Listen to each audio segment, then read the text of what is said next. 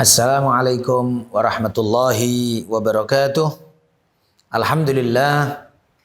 Alhamdulillah hamda mustamtirin li rahmatihil kubra. Nahmaduhu subhanahu wa ta'ala hamdan wa nashkuruhu syukra ala jazili ni'amihi wa atayahu allati tatawala wa tatra. Asyhadu an la ilaha illallah wahdahu la syarikalah. Wa asyhadu anna sayyidana wa nabiyyana Muhammadan abduhu wa rasuluh. Wa nabiyyuhu wa safiyuhu wa khaliluh syahadatan takunu lana najatan wa dhukhra fi hadhihi dunya ila al-ukhra. Allahumma salli wa sallim wa barik ala sayyidina wa maulana Muhammad wa ala ali sayyidina wa maulana Muhammad kama sallaita ala sayyidina Ibrahim wa ala ali sayyidina Ibrahim wa barik ala sayyidina Muhammad wa ala ali sayyidina Muhammad kama barakta ala sayyidina Ibrahim wa ala ali sayyidina Ibrahim fil alamin innaka Hamidum Majid. Amma ba'du. Ikhwanana hadirin hadirat, sahabat-sahabat fillah, kawan-kawan majelis dan semua yang menyaksikan tayangan ini, yang mudah-mudahan kita harapkan kita semuanya selalu di dalam lindungan Allah Subhanahu wa taala, dalam rahmat Allah Subhanahu wa taala, dalam hidayahnya Allah Subhanahu wa taala, ditambahkan dan disempurnakan oleh Allah Subhanahu wa taala semua anugerah dan nikmat tersebut sampai ke surganya Allah Subhanahu wa taala beserta baginda Nabi Muhammad sallallahu alaihi wasallam dan orang-orang yang kita cintai. Amin. Amin. Amin ya rabbal alamin. Hadirin ikhwanana yang dimuliakan oleh Allah Subhanahu wa taala, berjumpa kembali kita di dalam halaqah min ajli Rasulillah sallallahu alaihi wa alihi wasallam. Semuanya demi Rasulullah, semuanya karena Rasulullah sallallahu alaihi wasallam. Pembahasan kita pada halaqah yang lalu tentang sejarah bagaimana perjuangan generasi-generasi pertama dari para sahabat, keteguhan mereka, kekuatan yakin mereka tidak tergoyahkan meskipun dengan berbagai macam tekanan, meskipun dengan berbagai macam ujian. Dan alangkah ujian yang mereka alami sangat luar biasa. Hati mereka sangat kokoh untuk beriman kepada Allah Subhanahu wa taala. Dan hal itulah yang nampak dari mayoritas seluruh para sahabat yang disiksa oleh orang-orang kafir Quraisy pada zaman tersebut. Meskipun ada 1-2 sahabat yang karena kuatnya tekanan dan juga siksaan yang mereka rasa, sehingga mereka harus terpaksa mengucapkan kata-kata kufur. Namun hati mereka tetap iman kepada Allah Subhanahu wa taala. Namun hati mereka dalam tumakninah, dalam keimanan kepada Allah Subhanahu wa taala. Dan hal tersebut dimaafkan oleh Allah Subhanahu wa taala. Sehingga Allah Subhanahu wa taala berfirman dalam surat An-Nahl, "Illa man ukriha wa qalbuhu mutmainnun bil iman, walakin man syaraha bil kufri sadran fa alaihim ghadabun minallah wa lahum adzabun muhin." Yang artinya, kecuali orang yang dia mengucapkan kata-kata kafir karena keterpaksaan, karena tekanan yang demikian dahsyat, sedangkan hatinya mereka tetap iman kepada Allah Subhanahu wa taala. Dan demikianlah semisal contoh Sayyidina Ammar bin Yasir dengan tekanan yang demikian dahsyat sehingga dia tidak tahan lagi dan harus mengucapkan apa yang diminta sama orang-orang kafir Quraisy dengan menyebut Lata dan Uzza dan semisal-semisalnya. Bahkan tidak jarang sebagian sahabat dengan ditertawa-tertawain sama orang-orang kafir Quraisy setelah mengucapkan Lata, Uzza sebagai Tuhan, mereka juga sambil menunjuk kepada tikus, mereka menunjuk kepada kecoa, mereka pun mengatakan ini kecoa juga Tuhanku, ini tikus juga Tuhanku, dan lain sebagainya. Ini semuanya adalah karena faktor tekanan yang demikian luar biasa yang tidak tertahankan lagi rasa sakit yang mereka derita. Namun hati mereka penuh dengan keimanan. Hati mereka penuh dengan keyakinan kepada Allah Subhanahu wa taala dan kecintaan kepada baginda Nabi Muhammad sallallahu alaihi wasallam. Dan setelah kita sebutkan tahun kelima, tahun keenam dari masuk Islamnya Sayyidina Hamzah, Sayyidina Umar, tekanan-tekanan yang demikian luar biasa. Kemudian di antara kejadian tahun ke-6 adalah dimulainya hijrah ke Habasyah yang pertama. Perlu difahamkan bahwa hijrah ke Habasyah yang pertama dan yang kedua bukan karena faktor lari dari tekanan orang kafir Quraisy. Sama sekali tidak. Karena setelah diteliti dalam sejarah, ternyata para sahabat yang ikut dalam hijrah Habasyah pertama, mereka adalah para sahabat yang memiliki kehormatan, para sahabat yang memiliki kekayaan, para sahabat yang memiliki kadar nilai terpandang di kalangan orang-orang kafir Quraisy. Maka hijrah ke Habasyah pada dasarnya adalah ungkapan dari Sayyidina Utsman bin Affan dan beberapa sahabat-sahabat untuk berpikir bagaimana memikirkan berkembangnya Islam ke tempat-tempat yang lain dan negara lain.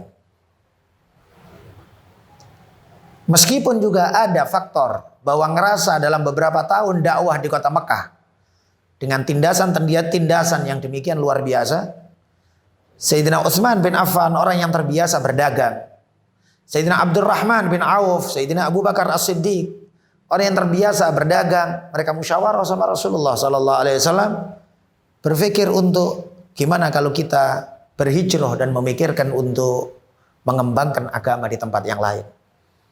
Dan hal tersebut dibenarkan oleh baginda Nabi Muhammad sallallahu alaihi wasallam dan Rasulullah memilih Habasyah. Habasyah banyak orang yang mengartikan sekarang itu daerah Ethiopia. Ada sebagian ulama ahli sejarah Mesir yang menyebutkan bahwa Habasyah untuk saat ini adalah daerah perbatasan Sudan. Daerah perbatasan negeri Sudan yang masih dekat juga dengan daerah Mesir. Maka berangkatlah gelombang pertama ke Habasyah. Dipilih Habasyah tersebut di antara sabda Rasulullah, Nabi menyebut di sana ada raja yang adil, yang satu orang pun tidak terdolimin. Berarti Rasulullah juga memikirkan nilai ketenangan, keamanan, sehingga bisa menyampaikan dakwah dengan tenang.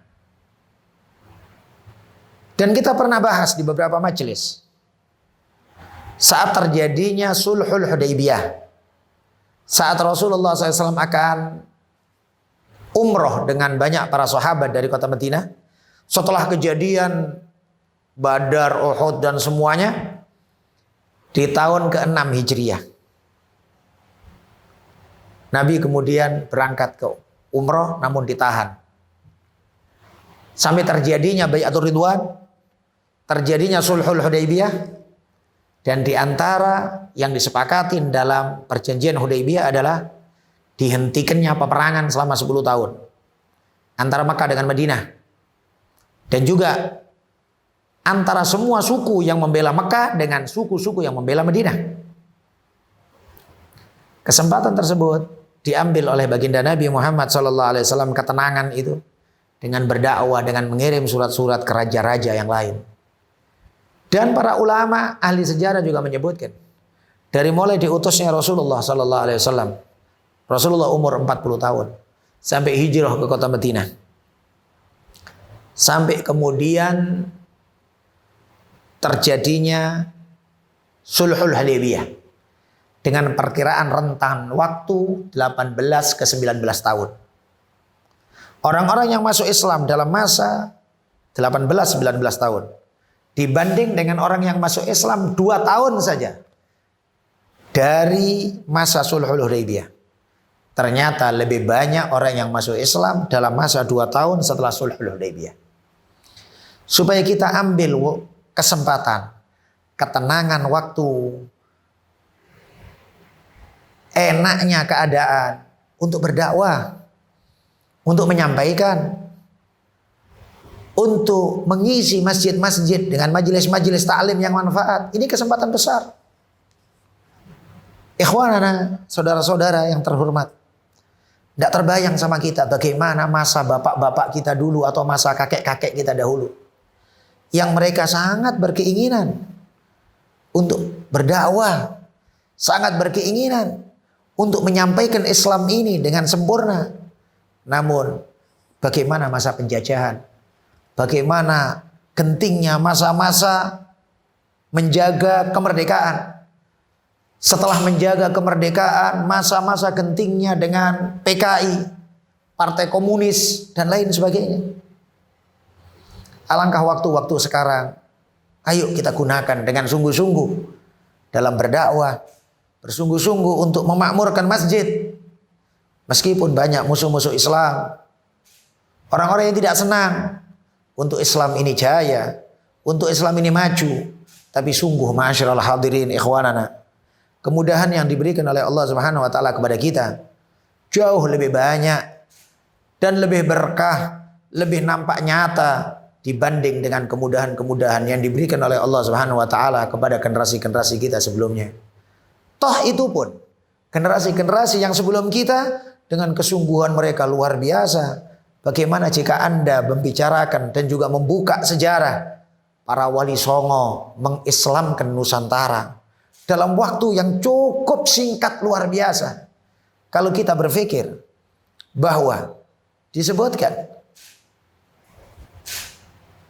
diresmikannya kerajaan Demak itu adalah di masanya masih ada Sunan Kalijogo. Sedangkan Sunan Kalijogo adalah murid dari Sunan Bonang, dan Sunan Bonang adalah anak dari Sunan Ampel. Sehingga kalau Sunan Ampel itu adalah generasi pertama dari Wali Songo, maka Sunan Kalijaga adalah generasi kedua atau ketiga. Tidak jauh, jarak sekitar 70, 80 tahun atau mungkin 90 tahun. Sudah terbentuk kerajaan yang demikian disegani dan besar. Bagaimana Islam bisa menyebar dengan pesat? Dengan keterbatasan fasilitas yang telah dimiliki oleh para ulama-ulama terdahulu. Namun kesungguhan mereka, keikhlasan mereka membuahkan hasil yang tidak terduga-duga. Maka kita mengajak kepada semuanya, marilah kita dukung dakwah. Khususnya kalau Anda mengetahui keikhlasan dakwah para habaib, keikhlasan dakwah yang telah dilakukan oleh orang-orang yang belajar kepada Sayyidi Al-Habib Umar bin Hafid, yang belajar kepada Al-Habib Salim Asy-Syatiri, yang belajar kepada Sayyidina Al-Habib Abu Ya Sayyid Muhammad Al-Maliki, atau para ulama dan guru-guru yang lain yang mereka memiliki sanad rantaian guru ke guru sampai baginda Nabi Muhammad sallallahu alaihi wasallam. Ini adalah anugerah besar untuk negara kita Indonesia. Maka marilah kita satu persatu, kita semuanya bersatu, kita semuanya saling dukung mendukung di dalam dakwah ini, sehingga insya Allah kita mengharap kepada Allah Subhanahu wa taala sebagaimana juga doa Sayyidina Al-Imam Al-Habib Abdullah bin Alwi Al-Haddad, fawa asafa in muttu min qabli an ara wujuhan 'alaiha nuru ilmin wa khasyati. Alangkah menyesalnya diri ini jikalau aku meninggal dunia sebelum mataku sejuk memandang wajah-wajah generasi yang penuh dengan cahaya ilmu dan cahaya takut kepada Allah Subhanahu wa taala. Ma'asyiral hadirin wal hadirat yang dimuliakan oleh Allah. Demikianlah awal perjalanan hijrah pertama Habasyah. Tadi kita sampaikan bahwa bukan karena faktor lari dari keadaan, bukan karena faktor ketakutan akan ancaman dari orang kafir Quraisy, namun di awal dakwah Rasulullah dan sahabat sudah berpikir untuk memperluas area dakwah ini, memperluas sayap Islam ini. ke daerah-daerah dan negara yang lain. Dan Rasulullah SAW memilih Habasyah. Di antaranya faktor karena rajanya yang adil. Raja adil itu sangat mempengaruhi sekali. Meskipun dia kafir, tapi adil. Lebih baik, lebih menguntungkan, lebih bermanfaat daripada Islam tapi zalim. Islam tapi tidak mengerti akan keislamannya, atau bahkan mungkin mencaci dan juga membahayakan dakwah Islam itu sendiri. Pertama yang disebut oleh Rasulullah karena rajanya, yaitu Raja Najasyi adalah raja yang adil. Yang kedua, karena Habasyah daerah yang tidak sibuk dengan perdagangan, sehingga orang-orangnya lebih banyak dalam ketenangan. Dan ketenangan inilah yang tadi disampaikan salah satu faktor utama untuk seseorang merenung, untuk seseorang berpikir dengan jernih mana baik dan mana buruk, mana hak dan mana yang batil. Dan demikian juga pandangan Rasulullah SAW bahwa Raja Najasyi, Habasyah, mayoritas mereka adalah orang-orang Nasrani yang masih memegang pemahaman Nasrani dengan bersih, yang dikenal dengan sekte Aryus. Maaf, sekte Aryus adalah salah satu sekte di dalam Nasrani yang mereka tidak menerima pemahaman Nabi Isa atau Yesus adalah Tuhan. Mereka tetap meyakini bahwa Nabi Isa adalah manusia, Tuhan adalah tetap Allah Subhanahu wa taala. Sekte ini dimusuhin sama kebanyakan sekte-sekte kafir. Dan masih ada sekte ini, bahkan salah seorang guru kita pernah menjelaskan bahwa di Amerika waktu beliau berdakwah di sana pernah berjumpa dengan satu kelompok keluarga Nasrani yang mereka mengatakan mereka adalah sekte Aryus. Dan sekte ini sangat dekat dengan Islam. Tapi mereka masih meyakini akan agama Nasrani mereka, mengikuti kepada Nabi Isa alaihi salatu wassalam. Teringat juga ada sebuah kata atau surat yang dikirim oleh Rasulullah SAW kepada raja-raja. Di antaranya surat yang ditulis oleh Rasulullah kepada Raja Heraklius. Nabi menyebut tulisan tersebut, kalau aslim taslam, Islamlah engkau maka engkau selamat. Yu'tikallah ajraka marratain. Allah akan memberikan engkau pahala 2 kali lipat. Wa in abait, kalau engkau menolak Islam ini, fa innama 'alaika itsmul arisiyin. Maka tanggung jawab engkau dosa-dosanya Arisiyin.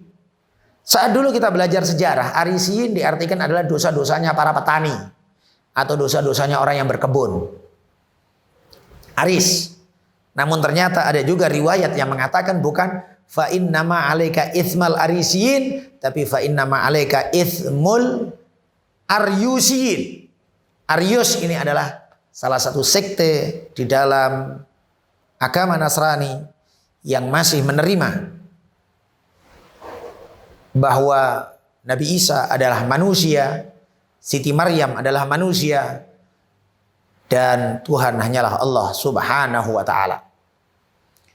Demikianlah berangkatlah kelompok pertama dari para sahabat yang disebutkan jumlah yang ikut hijrah pertama kali adalah 12 orang dari laki-laki, 5 orang dari perempuan. Dipimpin oleh seorang sahabat yang bernama Sayyidina Utsman bin Mad'un. Sayyidina Utsman bin Mad'un ini adalah saudara rodok Rasulullah SAW. Dan di dalam rombongan tersebut juga ada Sayyidina Utsman bin Affan dengan istri beliau, putri Rasulullah SAW, Sayyidah Ruqayyah. Sehingga disebutkan juga ada sebuah riwayat yang Sayyidah Khadijah mempertanyakan dan mencari-cari informasi bagaimana putrinya di Habasyah, di Ethiopia atau di Sudan tersebut. Sehingga Ada seseorang yang mengabarkan bahwa aku melihat Ruqayyah naik himar di salah satu pasar dan dituntun oleh Utsman bin Affan. Sehingga Sayyidah Khadijah merasa tenang bahwa putrinya dalam keadaan selamat di Habasyah. Dan demikianlah ma'asyiral hadirin wal hadirat bentuk hijrah. Hijrah pertama ke Habasyah. Kemudian tahun ke-7 dari kenabian terjadi hijrah ke Habasyah untuk yang kedua kalinya yang dipimpin oleh Sayyidina Ja'far bin Abi Thalib. Sayyidina Ja'far bin Abi Thalib saat berangkat ke Habasyah, beliau baru saja menikah dengan istrinya beliau Sayyidah Asma binti Umais. Dan demikianlah ma'asyiral hadirin wal hadirat bagaimana dulu perjuangan para sahabat yang masih muda, yang baru menikah, sudah memimpin rombongan ke Habasyah. Zaman dahulu dari kota Mekah ke Habasyah berangkat berapa lama? Nah, berangkat berapa jauh? Semuanya ditempuh demi Allah dan demi Rasulullah sallallahu alaihi wasallam. Dan demikianlah hijrah pertama dan kedua ke Habasyah tersebut. Yang sebelum hijrah kedua Habasyah, orang-orang sebagian yang hijrah pertama ke Habasyah balik lagi ke kota Mekah. Sehingga dalam beberapa catatan buku sejarah, semisal disebut dalam kitab Tabaqat Ibn Sa'ad, bahwa rombongan Sayyidina Utsman bin Affan, termasuk Sayyidina Utsman bin Affan, istrinya beliau Sayyidah Ruqayyah, dan tadi kita sebutkan 12 orang laki-laki dan 5 perempuan, berangkat di bulan Rajab. Kemudian bulan Rajab, Sya'ban, Ramadan, Syawal, pertengahan Dzulqa'dah mereka sudah balik ke kota Mekah. Sehingga perkiraan perjalanan mereka sekitar 100 hari sekian lebih hari sedikit. Maka di sini ditunjukkan, semisal tadi yang kita sampaikan, hijrah ke Habasyah bukanlah karena faktor lari dari kenyataan atau lari takut dari ancaman-ancaman orang Quraisy. Para sahabat memiliki kekuatan iman yang luar biasa sehingga tidak seyogianya kita kemudian mengatakan bahwa hijrah ke Habasyah adalah karena faktor lari dari tanggung jawab atau takut akan siksaan-siksaan orang-orang Quraisy. Ma'asyiral hadirin wal hadirat, Rasulullah SAW juga pernah menyebutkan bahwa awal muhajir ilallah ba'da Ibrahim wa Lut Utsman bin Affan wa Ruqayyah binti Muhammad au kama qala. Pertama kali orang yang berhijrah setelah Nabi Ibrahim dan Nabi Lut adalah Sayyidina Utsman dan putrinya Rasulullah yaitu Sayyidah Ruqayyah. Maka hijrah yang semisal ini memberikan kepada kita pelajaran yang sangat penting bagaimana bumi semuanya adalah milik Allah Subhanahu wa taala.